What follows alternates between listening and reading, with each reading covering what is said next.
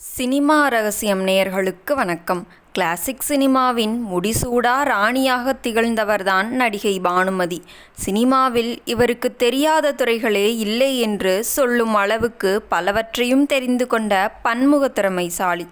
இவரது நடிப்பில் 1952ஆம் ஆண்டு ஜூபிட்டர் பிக்சர்ஸ் தயாரித்த படம் ராணி.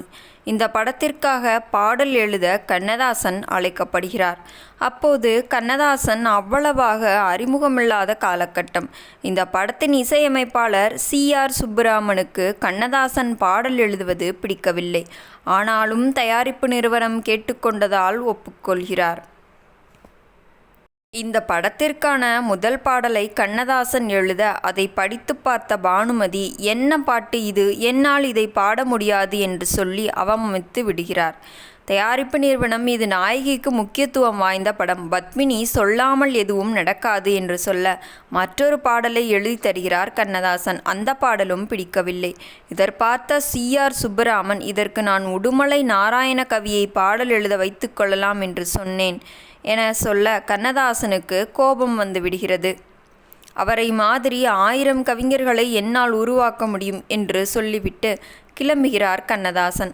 அதேபோல் தமிழே தெரியாத ஒரு நடிகை அழகு தமிழில் எழுதிய பாடலை குறை சொல்வதா என்று யோசித்த கண்ணதாசன் இந்த உலகிற்கு தன்னை நிரூபிக்க வேண்டும் என்று சபதம் எடுக்கிறார். ஆண்டுகள் பல கடக்கிறது. கண்ணதாசன் வசனகர்த்தா, பாடலாசிரியர் என முன்னேற்றம் கண்டு தமிழ் சினிமாவின் முன்னணி அடையாளமாக திகழ்கிறார். கவிஞர் கண்ணதாசனின் அண்ணன் AL ஸ்ரீனிவாசன் 1957இல் அம்பிகாபதி என்ற படத்தை எடுக்கிறார். அப்போது முன்னணி கவிஞர்களாக இருந்த பலரும் இந்த படத்தில் பாடல் எழுதியிருந்த நிலையில் மீதமிருந்த ஒரு பாடல் கவிஞர் கண்ணதாசனுக்கு ஒதுக்கப்பட்டது. இந்த பாடலை பானுமதி பாட வேண்டும். தன்னை வர்ணித்த காதலன் எழுதி ஒரு கவிதையை இளவரசி படிக்கிறார் என்பதே படத்தின் சூழல். இந்த சூழலுக்கு கண்ணதாசன் எழுதிய பாடல் பானுமதியின் கைக்கு வருகிறது. இந்த பாடலை படித்து பார்த்த பானுமதி அதிலிருந்த தமிழ்நடை, வர்ணனை இதையெல்லாம் பார்த்து பிரமித்து போகிறார். இதனால் இந்த பாடலை எழுதிய கவிஞரை நான் உடனடியாக பார்க்க வேண்டும் என்று சொல்கிறார். அதன் பிறகு கண்ணதாசனை அழைக்க அவர் பானுமதியின் முன் வந்து நிற்கிறார். அவரை பார்த்த பானுமதிக்கு ஆச்சரியம். பழைய சம்பவங்களை நினைத்து பார்த்து பானுமதி அதை வெளியில் காட்டிக்கொள்ளாமல் இந்த பாடலை பற்றி சொல்கிறார். அவரின் பாராட்டுக்களை கேட்டு முடித்த கண்ணதாசன், இப்போ இந்த பாட்டு நல்லா இருக்குன்னு சொல்லி பாராட்டுறீங்க. சில வருஷத்துக்கு முன்னாடி ராணி படத்தில் நான் எழுதிய ஒரு பாடலை வாங்கி பார்த்துட்டு இதெல்லாம் ஒரு பாட்டா, நான் பாட மாட்டேன்னு போயிட்டீங்க அப்படின்னு சொல்லியிருக்காரு. இதை கேட்டு திகைத்து போன பானுமதி வெட்கத்தில் தன்னை குனிந்தார்.